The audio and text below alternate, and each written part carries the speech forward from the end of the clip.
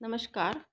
पंपा सरोवर के पूर्व अनुच्छेद में हमने देखा कि वहाँ पंपा सरोवर की स्वच्छता, विशालता, जल के नीलेपन को, पारदर्शिता को दिखाने के लिए कवि ने विविध कल्पनाओं का प्रयोग किया व विविध प्रकार के कमल उसमें हैं और सारस और विविध पक्षी वहाँ गमनागमन करते हैं। अब उसी प्रसंग को आगे बढ़ाते हुए ये अगला अनुच्छेद प्रस्तुत है।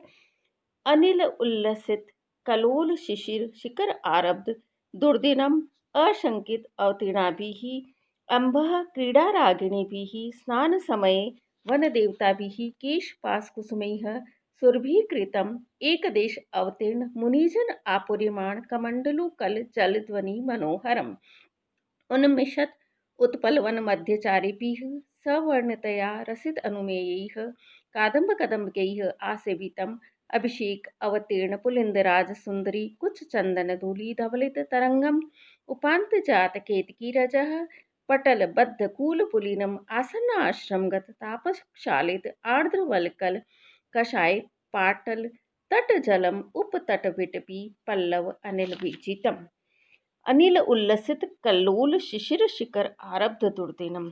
अनिल हवाओं के द्वारा उल्लसित उठाई जाती हुई कल्लोल तरंगों की शिशिर शीतल शिखर जल कणों से शिशिर बूंदों से शीतल जल की बूंदों से आरब्ध दुर्दिनम रचित निर्मित दुर्दिनम दुर्दिन से युक्त अशंकित अवतीर्णाभिः अम्बः क्रीड़ा रागिणीभिः अशंकित बिना किसी शंका के निर्भय होकर अवतीर्णाभिः उस सरोवर के जल में प्रवेश करने वाली सरोवर के जल में उतरने वाली अम्बः क्रीड़ा रागिणी भी जल क्रीड़ा की अनुरागिणी जल क्रीड़ा से अनुराग रखने वाली वन देवता भी वन देवताओं के वन देवियों के स्नान के समय में केशपाश कुसुमैः सुरभिकृतम् केशपाश कुसुमैः बालों के जूड़ों में लगे हुए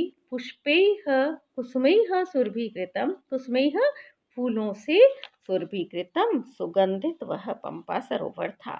तो इन दोनों पंक्तियों में बताया गया है कि पंपा सरोवर में हवाओं के कारण तरंगे ऊपर तक उठा करती थी और ठंडी जल की बूंदों से वहाँ दुर्दिन की रचना हो जाया करती थी। दुर्दिन से तात्पर्य है मेघाच्छन्न दिवसम, मेघ से आच्छादित दिवस जहाँ हल्की हल्की फुहारों या वर्षा के कणों की बौछार होती है। वहाँ वो पंपा सरोवर बिल्कुल निर्जन था, इसलिए वन देवियाँ बिना किसी शंका के बिना किसी भय के जल क्रीड़ाएं करती थी। स्नान के समय जब वो वन देवियाँ वहाँ सरोवर में उतरती थी तो उनके बालों के जो जूड़ा बना हुआ था उसमें लगे हुए फूलों से वह सरोवर सुगंधित हो जाता था। फूलों की खुशबू से सब और सुगंधित या सुगंध का प्रसार हो जाता था। एक देश अवतीर्ण मुनिजन आपूर्यमाण कमंडलु कलचल ध्वनि मनोहरम। एक देश उस सरोवर के एक भाग में अवतीर्ण उतरे हुए मुनिजन आपूर्यमाण मुनियों के द्वारा आपूर्यमाण भरे जाते हुए कमंडलु कल जल ध्वनि मनोहरम कमंडलुओं की कल जल ध्वनि कल से तात्पर्य है सुंदर अस्पष्ट अव्यक्त जल ध्वनि जल की ध्वनि से जल के शब्दों से मनोहरम मनोहर सुंदर। एक भाग में वहां सरोवर के एक भाग में मुनि लोग अपने कमंडल में वहां का जल भरते थे और कमंडल से जल भरने की जो प्रक्रिया होती थी उसमें जो ध्वनि होती थी शब्द होता था उससे वो सरोवर सुंदर प्रतीत होता था, मनोहारी लगता था। उन्मिषत उत्पल वन मध्यचारिभिः सवर्णतया रसित अनुमेयैः कादम्ब कदम्बकैः आसेवितम् उन्मिषत प्रफुल्लित खिलते हुए उत्पल वन मध्यचारिभिः श्वेत कमलों के वन के मध्य में चारिभिः विचरण करने वाले सवर्णतया समान रंग वाले होने से रसित अनुमेयैः रसित से तात्पर्य शब्द ध्वनि शब्दों के द्वारा ही अनुमान किए जा सकने योग्य कादम्ब कदम्बकैः श्वेत कलहंसों के कदम्बक समूहों से। कादम्ब श्वेत हंसों के कदम्बकैः समूहों से आसेवितम सेवित। वहाँ श्वेत कमल भी थे उस सरोवर में और श्वेत हंस भी थे। दोनों का समान वर्ण होने से दोनों में अंतर प्रतीत नहीं होता था। केवल हंसों की ध्वनि से, शब्दों से ही उनका आभास होता था, उनका बोध होता था। अभिषेक अवतीर्ण पुलिंदराज सुंदरी कुच चंदन धूलि धवलित तरंगम। अभिषेक स्नान के लिए अवतीर्ण उतरी हुई पुलिंदराज सुंदरी शबरराज की कामिनियों के कुछ चंदन धूलि धवलित तरंगम। कुछ चंदन, कुछ वक्षस्थल पर लगी हुई चंदन धूलि, चंदन की धूलि से, चंदन के कणों से धवलित श्वेतायमान सफेद तरंगम, तरंगों से युक्त। वहां शबरराज की स्त्रियां नहाने के लिए उस सरोवर में उतरती थी तो उनके वक्षस्थल पर लगा हुआ चंदन उस सरोवर के जल में मिल जाता था और वहां की तरंगे सफेद हो जाया करती थी। उपांत जात केतकी रजह पटल बद्ध कूल पुलिनम। उपांत समीपवर्ती किनारों के पास पास जात उगी हुई केतकी रजह, केतकी मालती के पुष्पों के रजह पटल पराग समूह से कूल पुलिनम तट, पुलिनम रेतीला बद्ध हो जाया करता था। तो पास में किनारों पर लगे हुए मालती के वृक्षों के पुष्पों का जो पराग वहां गिरता था तो उस सरोवर का जो तट है वो रेतीला बन जाया करता था। आसन्न आश्रम आगत तापसशालित आर्ध वलकल कषाय पाटल तट जलम। आसन्न आश्रम, समीप के आश्रमों से आए हुए तापसशालित, तपस्वियों के द्वारा शालित वस्त्रों को धोने से आर्द्र वलकल कषाय पाटल, आर्द्र गीले वलकल वस्त्रों के कारण कषाय यानी मलिन, मैला कुचेला सा, पाटल सफेद और लाल मिश्रित वर्ण वाला, तट जलम तटवर्ती जल हो जाता था। तो पास के या समीप के आश्रमों से आए हुए तापसियों के द्वारा अपने वलकल वस्त्रों को धोने के कारण उन वलकल वस्त्रों से तटवर्ती जल कषाय पाटल, कषायित मैला और पाटल गुलाबी, कुछ गुलाबी वर्ण का हो जाता था। उपतट विटपी पल्लव अनिल बीजितम।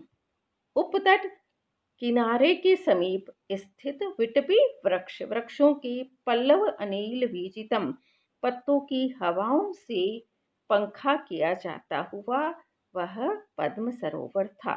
पद्म सरोवर के तट के किनारों पर वृक्ष लगे हुए थे और वृक्षों के पत्ते हिलते थे, हवा के कारण हिलते थे। तो यहाँ कवि ने प्रकृति का मानवीकरण कर दिया है कि मानो तट के समीप लगे हुए जो वृक्ष हैं वे वृक्ष उस सरोवर पर पंखा चल रहे हो, सरोवर पर हवा कर रहे हो, पंखा कर रहे हो।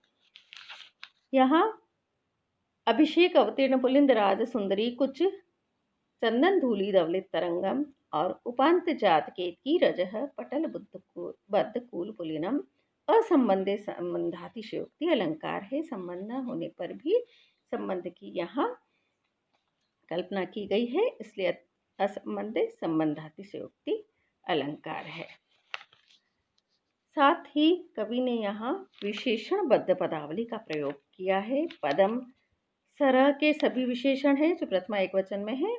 दुर्दिनम, सुरभिकृतम, मनोहरम आदि सभी विशेषणों का प्रयोग करके कवि ने पद्म सर का या पंपा सर का सुंदर चित्रण किया है। अलंकारों की सुंदर योजना है। पदे पदे यहाँ अनुप्रास की छटा दिखाई देती है। और सुरभिकृतम, द्वि प्रत्यय इसमें हुआ है। दीर्घ ई के बाद क्री धातु और त प्रत्यय का प्रयोग है। तो सुरभिकृतम में द्वि प्रत्यय है। द्वि प्रत्यय कवि का प्रिय प्रत्यय रहा है। अनेकत्र कवि ने इस प्रत्यय का प्रयोग किया है। इस पंपा सरोवर में सुंदर दुर्दिन की कवि ने यहाँ रचना की है। दुर्दिन से तात्पर्य है बादलों से आच्छादित दिन, जब कुछ वर्षा हो रही हो, वर्षा की जलकण नीचे गिर रहे हो और आकाश बादलों से आच्छादित और काला हो तो उसे दुर्दिन कहा जाता है। साथ ही यहाँ वन देवियाँ भी उस सरोवर में जल क्रीड़ाएं करती थी, स्नान करती थी और शबर राज की स्त्रियां सुंदरियां भी उस सरोवर में जल क्रीड़ा और स्नान के लिए वहां आती थी। वह सरोवर निर्जन था, जनशून्य था और इसीलिए ये स्त्रियां स्वतंत्र होकर, निर्भय होकर यहाँ स्नान आदि के लिए आया करती थी और उनके पुष्पों से, उनके पुष्पों की सुगंध से वो सरोवर सुगंधित हो जाता था, सब और उसकी सुगंध फैल जाती थी। मुनियों की दिनचर्या का भी कवि ने चित्रण किया है। मुनि जल इसी सरोवर से अपने कमंडल में जल भरा करते थे और उसकी सुंदर ध्वनि से वह सरोवर और अधिक मनोहारी और सुंदर हो जाया करता था। यहाँ वर्णन शैली के विषय में भी एक विशिष्टता कवि की दिखाई देती है। कवि किसी भी वर्णन को अधूरा नहीं छोड़ते, पाठक की कल्पना पर नहीं छोड़ते हैं। कालिदास के समान वो सीधा अभिधा में, स्पष्ट शब्दों में उस वस्तु का सुंदर चित्रण करते हैं। यह कवि की एक बहुत बड़ी विशेषता है। वर्णन विस्तार की इनमें प्रवृत्ति रही है और इस पंपा सरोवर में भाषा के अनुरूप ही कवि ने पदावली का प्रयोग किया है। सुंदर कल्पनाओं के द्वारा समस्त जो कुछ भी कवि ने पंपा सरोवर में देखा उसका सुंदर चित्रण कवि ने यहाँ किया है। तो कवि की सूक्ष्म निरीक्षण शक्ति भी हमें यहाँ दृष्टिगोचर होती है। कादम्बरी वास्तव में एक भव्य चित्रों की चित्रशाला है। पंपा सरोवर का सुंदर चित्र कवि ने यहाँ प्रस्तुत किया है। आज बस इतना ही। धन्यवाद।